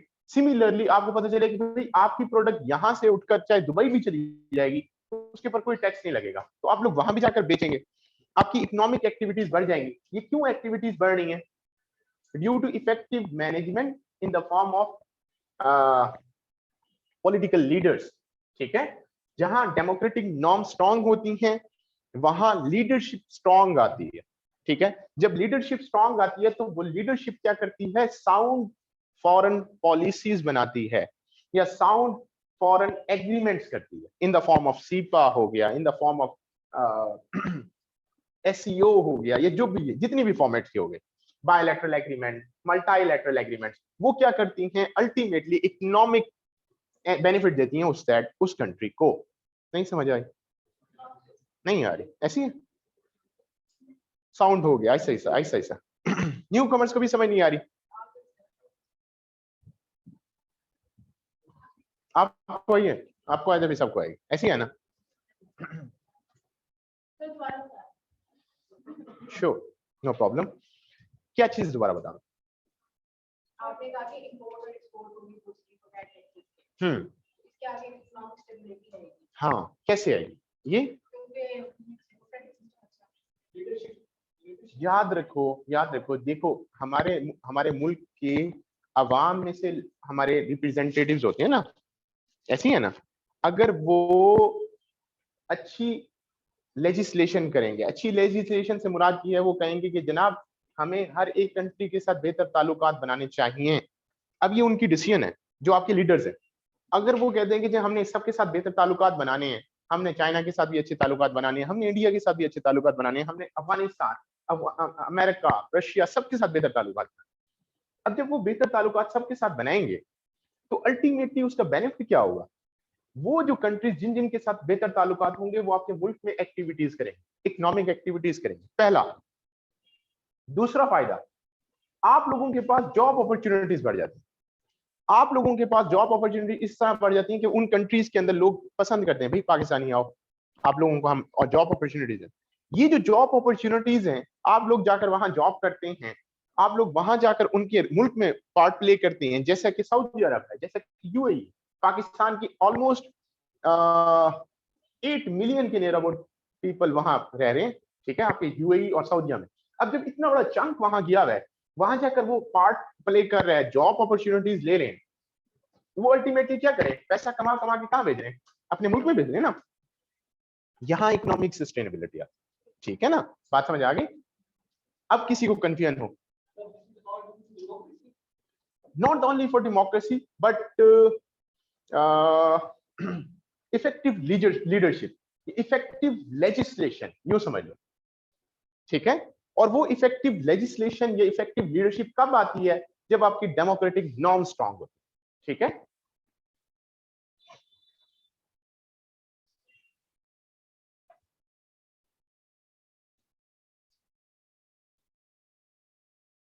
यहां तक बात समझ आ गई? अगला पॉइंट क्या था?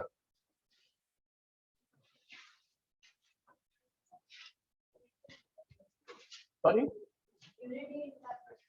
यूनिटी इन डाइवर्सिटी हो गया, ऑलमोस्ट हो गया। और सॉरी, इन्वायरमेंटल और सोशल। चलो इन्वायरमेंटल को लेते हैं। अगर ह्यूमन बीइंग्स को ये पता होगा कि हमारी एक्टिविटीज की वजह से हमारा ही इन्वायरमेंट खराब हो रहा है, तो वो उसको प्रिजर्व करने की कोशिश करेंगे ना, उसको प्रोटेक्ट करने की कोशिश करेंगे। जब वो प्रोटेक्ट करेंगे, इफेक्टिव इन्वायरमेंट बनाएंगे, तो वहां एक हेल्दी इन्वायरमेंट क्रिएट होगा। Healthy in a sense of, देखो हमारे मुल्क का, मैं उस दिन एक रिपोर्ट पढ़ा था कि पाकिस्तान का ऑलमोस्ट 30 बिलियन था या 3 बिलियन, ये वो कोई इस तरह की वैल्यू थी जो हम एनुअली लगाते हैं किसके ऊपर, अपनी डिजीजेस पर। और उन डिजीजेस में one of the major chunk जो है वो वाटर रिलेटेड डिजीजेस होती हैं। ठीक है, हमारा इन्वायरमेंटल डेग्रेडेशन की वजह से, खराब होने की वजह से हमारे मुल्क का ऑलमोस्ट $4 बिलियन एनुअली वेस्ट हो जाता है, क्योंकि इन्वायरमेंट खराब हो रहा है। उसकी वजह से हमारे पैसे भी इस तरह, किस तरह बोला, हमारी जो फसलें हैं वो प्रोडक्शन कम हो जाती है। ठीक है, हमारे क्या होता है, पानी की कमी हो जाती है, हमारी और बहुत सारे चैलेंजेस बढ़ जाते हैं। ठीक है बात समझ आ रही है? ये जो इकोनॉमिक डेग्रेडेशन है ये किस वजह से हो रही है, इन्वायरमेंटल चैलेंजेस की वजह से हो रही है। और इन इन्वायरमेंटल चैलेंजेस को किस तरह सॉल्व किया जा सकता है, जब ह्यूमन बीइंग्स इफेक्टिव एक्शन लेंगे, सब मिलकर कलेक्टिव एक्टिविटीज करेंगे। सब लोग कहेंगे जनाब हमने आज से पानी वेस्ट नहीं करना, हमने आज से कोई ऐसी चीज को जलाना नहीं है जिससे इन्वायरमेंट पोल्यूट होगा, हमने आज से ऑर्गेनिक मटेरियल्स को ज्यादा इस्तेमाल करना है, हमने आज से वन यूज प्लास्टिक को इस्तेमाल नहीं करना। जब इस तरह की एक्टिविटीज होंगी तो ऑटोमेटिकली उनका इन्वायरमेंट सेफ होगा।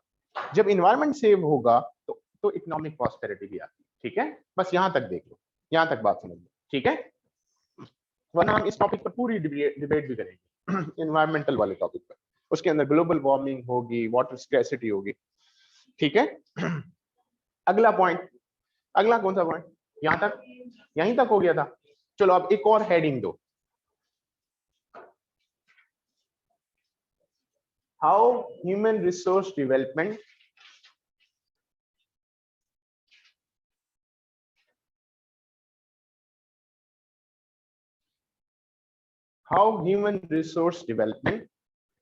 can be improved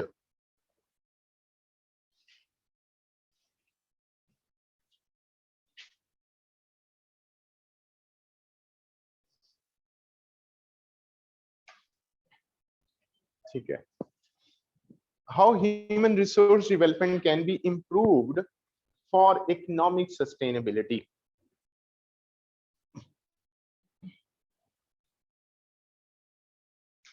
क्यों नहीं लिखे, अपना लिखा करो, अपना लिखा करो, चल लिखा करो।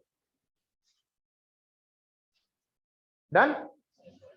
अब आप लोगों में से हर बंदा बंदी एक एक सजेशन देंगे कि कैसे हम ह्यूमन रिसोर्स को डेवलप कर सकते हैं।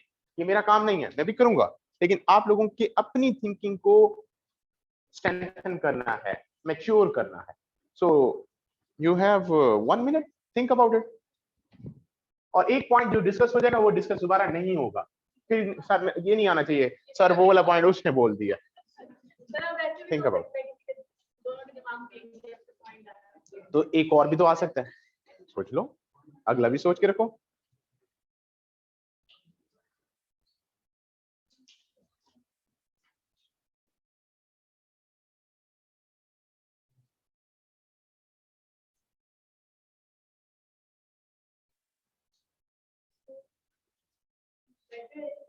ओ एक मिनट, सोच लो, सोच लिख लो।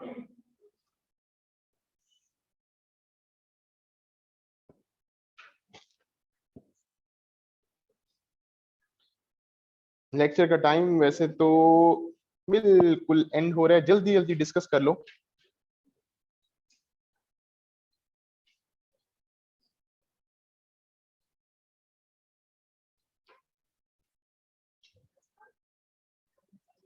मैं करवाता हूँ डन। चलो हम 3 मेजर पॉइंट्स पे डिस्कस करेंगे जल्दी जल्दी से। यस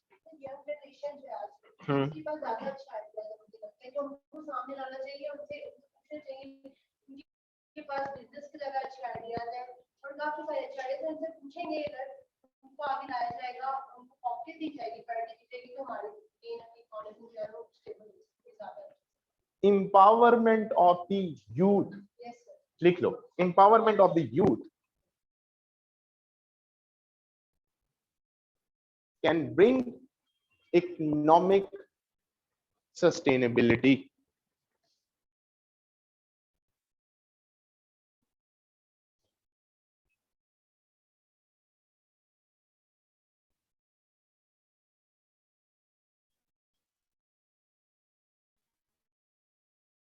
इसी के नीचे एक और पॉइंट लिख लो, इसी पॉइंट के नीचे, by providing ease of doing business, by providing ease of doing business, आसानी पैदा किया जाए उनके बिजनेस को डेवलप करने में, ease of doing business, quality education,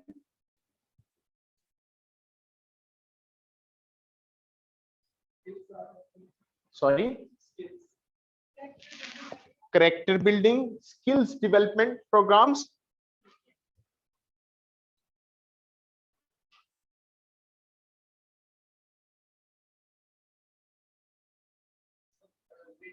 हैं।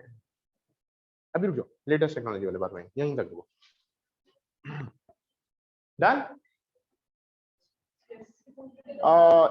हेल्थ सिक्योरिटी, इसी के नीचे लिखो हेल्थ सिक्योरिटी।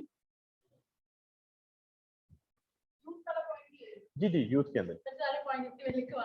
ओहो, चलो और भी होंगे, और भी होंगे, डोंट वरी। यहां तक बात समझ आ गई? चलो यहां तक ये पॉइंट लिख लिया। अब ये वाली जो सारे पॉइंट्स हैं उसके अंदर हम एक पॉइंट के डाल सकते हैं या डिफरेंट भी इनको ले जा सकते हैं, जैसे आप लोग भी देखिए। अगले पॉइंट पे आओ। Yes boy, good.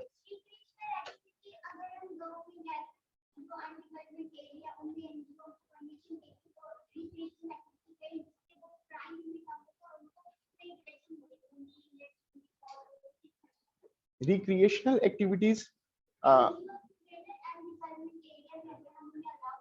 ठीक है, रिक्रिएशनल एक्टिविटीज की कोई एक मिसाल दे दें। एक्स्ट्रा करिकुलर एक्टिविटीज आप कह रही हैं?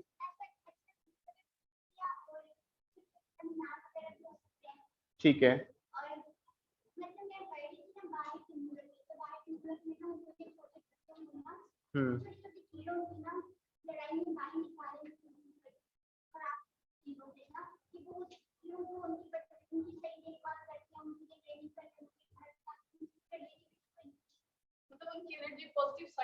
ठीक है। अगर हम इस पॉइंट को समराइज करें तो हम कह सकते हैं improve research and development programs या promote research and development programs, R&D जिसको हम कहते हैं।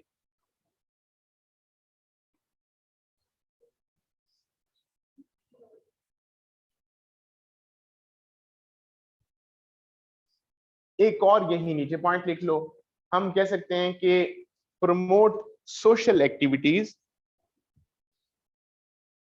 उन सोशल एक्टिविटीज में आपकी एनजीओ से भी हो सकती है, एक्स्ट्रा करिकुलर एक्टिविटीज भी हो सकती हैं, सेमिनार भी हो सकते हैं, जो मर्जी का। ठीक है, डन। और कल्चरल एक्सचेंज प्रोग्राम्स, इसको हम एक और बेटर वर्ड है वो हम लिखते हैं इंटर कल्चरल कोलैबोरेशन या कम्युनिकेशन। ठीक है, इंटर कल्चरल कोलैबोरेशन या कम्युनिकेशन भी कह सकते हैं। समटाइम्स आई थिंक मैं आप लोगों को ये बना बनाया ना हलवा पेश ना करूं।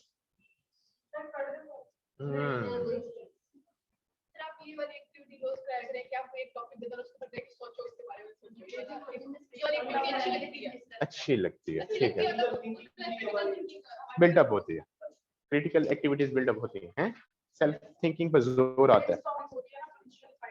Very good. और समटाइम्स अगर ब्रेनस्टॉर्मिंग ना हो रही हो, चल रहा ना हो दिमाग के, सुनने के बाद भी नहीं चल रहा होता समटाइम।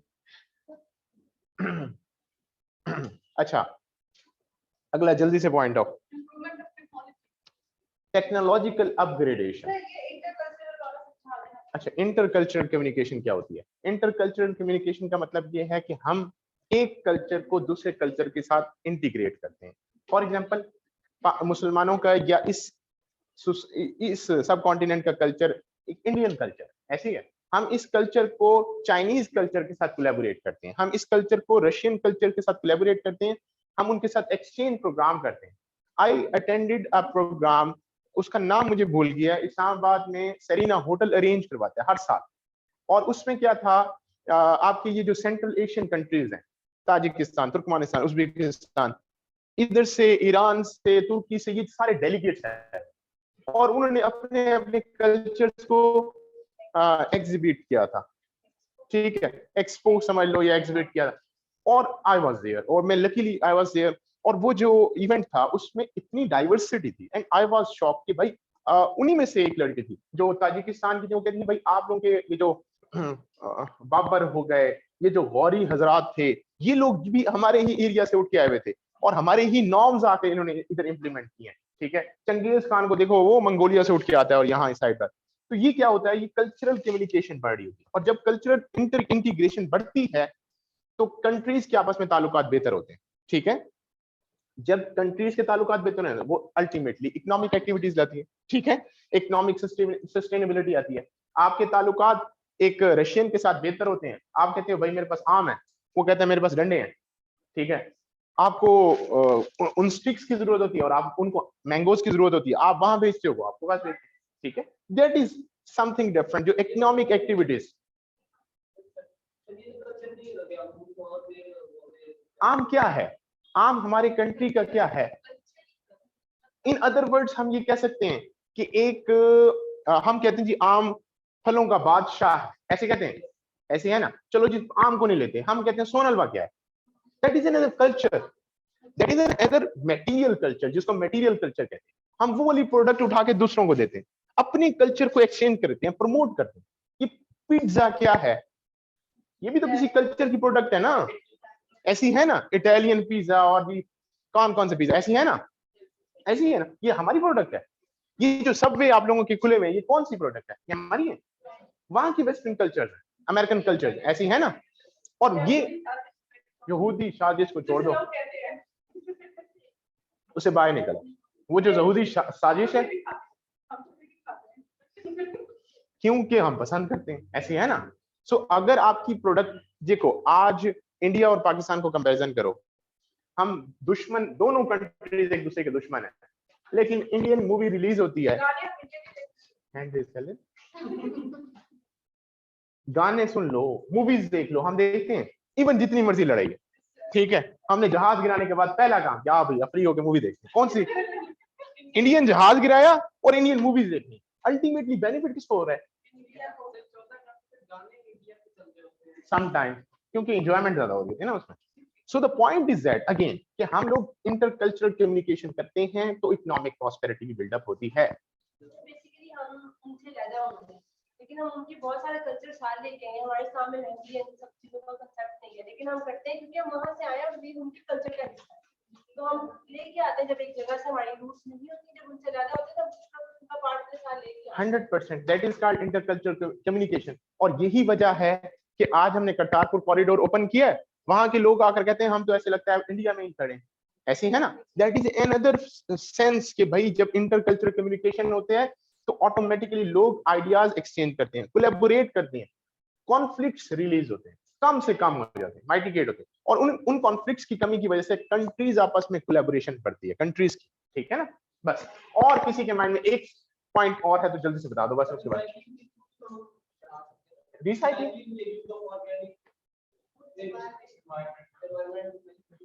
वो छोटी सी चीज है, इसको ह्यूमन रिसोर्स की सेंस में लाओ।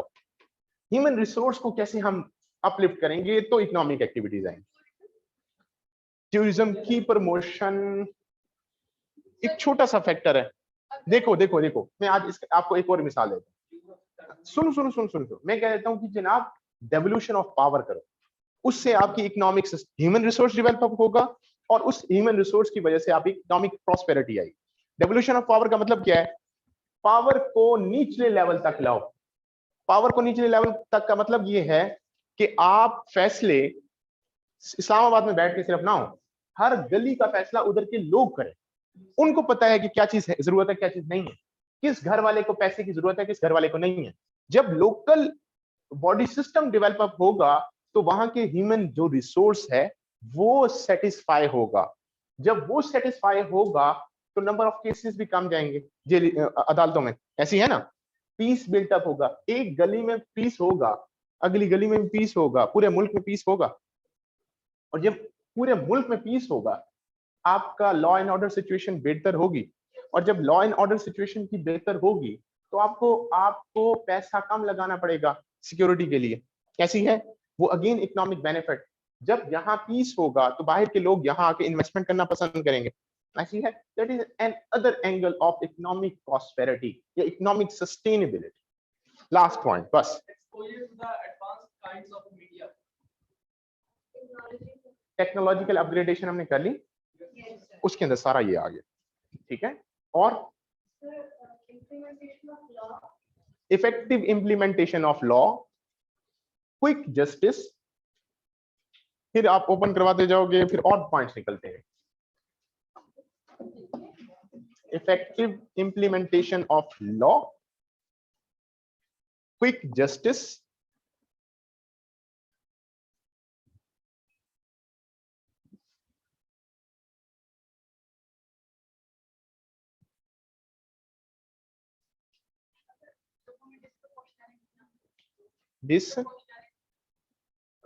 disproportionality in what sense?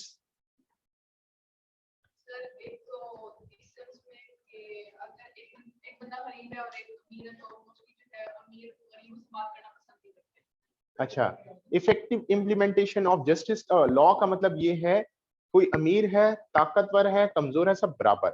ठीक है, उसमें ये आ जाता है। और नहीं पूछता, बस। Thank you, thank you. Anything else? चलो जी, ऑनलाइन वालों जल्दी से कोई क्वेश्चन है तो जल्दी से पूछ लो, उसके बाद बात करें क्विकली।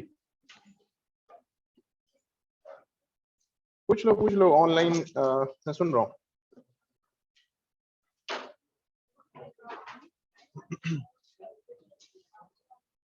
चलें जी, कोई क्वेश्चन नहीं है। Thank you, Allah Hafiz.